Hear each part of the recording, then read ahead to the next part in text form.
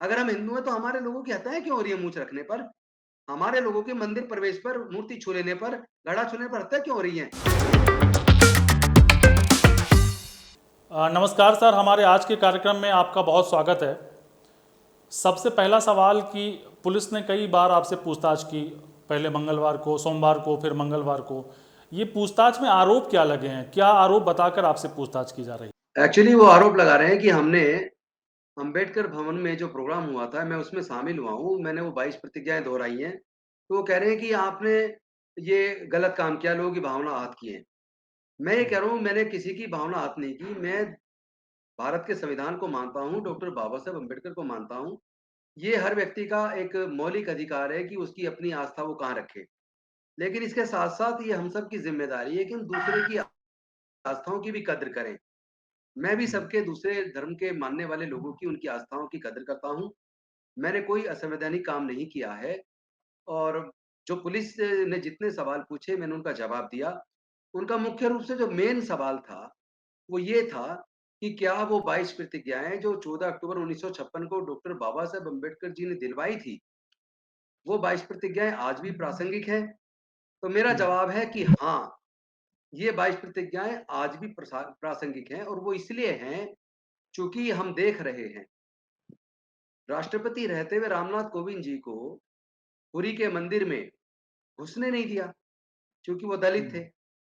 और अभी पिछले साल एक आईपीएस ऑफिसर की शादी थी, उनकी पत्नी आईएफएस ऑफिसर हैं और शादी में घोड़ी पर बारात निकालने पे उनको धमकियाँ दी गई और जिस तरह मंदिर में घुसने पर हमारे लोगों की हत्या हो रही है, बहन-बेटियों की इज़्ज़त लूटकर उनकी हत्या हो रही है और उसपे हमारे देश के प्रधानमंत्री और गृह मंत्री का चुप्पी साध लेना, एक शब्द ना बोलना, हम्म, देश के सारे बड़े नेताओं का चुप्पी साध लेना और आए दिन इस तरह की जाति की वजह से की घटनाएँ चल रही हैं। जो इसका मतलब है जो प्रासंगिकता उस वक़्त 22 प्रतिज्ञाओं की थी, वो प्रासंगिकता हम्म। आज भी है और तब तक रहेगी, जब तक भारत से जातिवाद खत्म भेदभाव ना हो खत्म जाए। हो।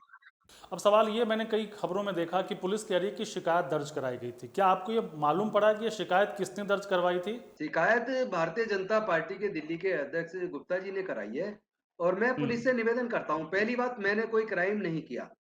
मैं वकील हम्म, हूँ पेशे से और आज एमएलए हूँ और मैं कानून को जानता हूँ। मैं कानून की भारत के संविधान और कानून के प्रति मेरी गहरी आस्था है।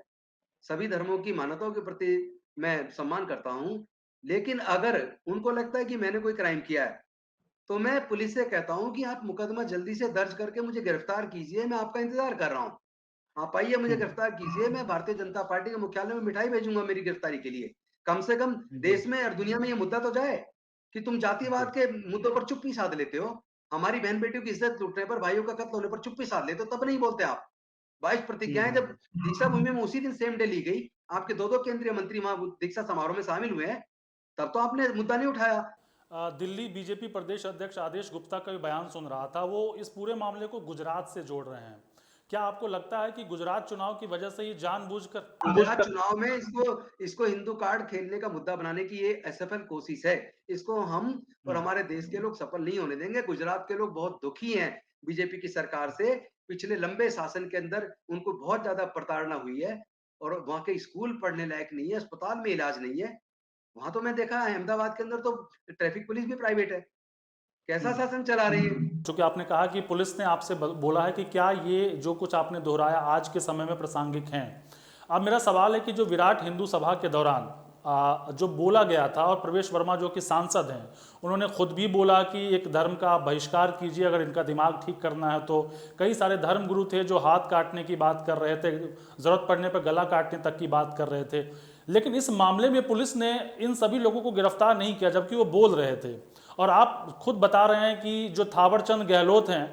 जी, यही असली भारतीय जनता पार्टी का चरित्र है। उनके केंद्रीय मंत्री, उनके जी, सांसद खुलेआम आतंक पैदा कर रहे हैं।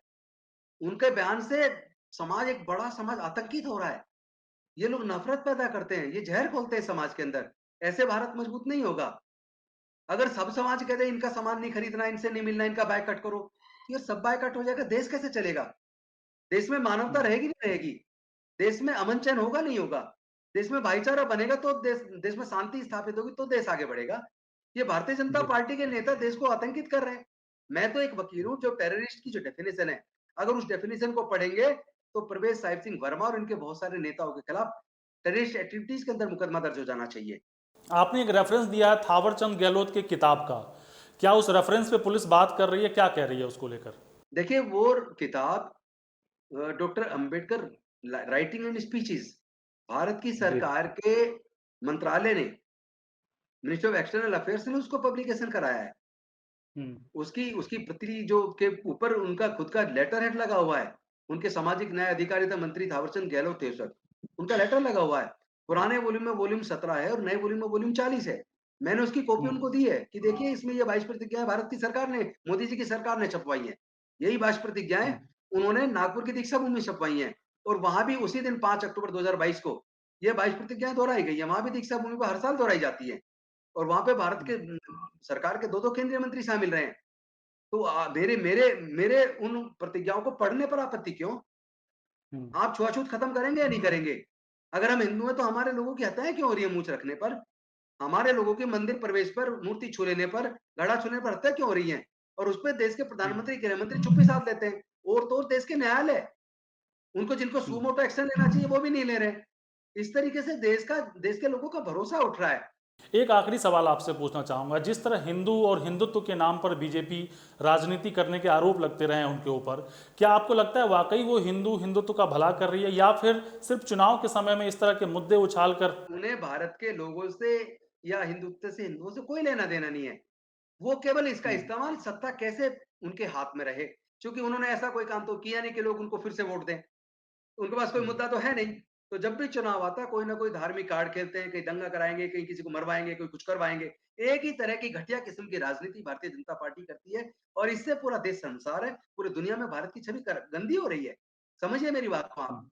मुझे लगता है पूरे देश को, जी। लोगों को एकजुट होना चाहिए। जो न्याय पसंद लोग हैं, जो मानवतावादी लोग हैं, उनको नफ़रत पैदा करने वाली चीज़ों से दूर हटकर इनका विरोध करना चाहिए। जी, बहुत सही कहा आपने कि जो मानवतावादी लोग हैं उनको जुड़ना चाहिए और इस तरह के जो नफरत वाले बयान हैं उससे दूर होना चाहिए, ताकि भारत को एकजुट किया जा सके। और हिंदू जिसका हम बार बार जिक्र करते हैं, उसके अंदर की कुरीतियों को ठीक करने की ज़रूरत है, बजाय कि उसके नाम पर आप किसी को बेवजह आप परेशान करें या पुलिस के द्वारा परेशान करने का काम करें।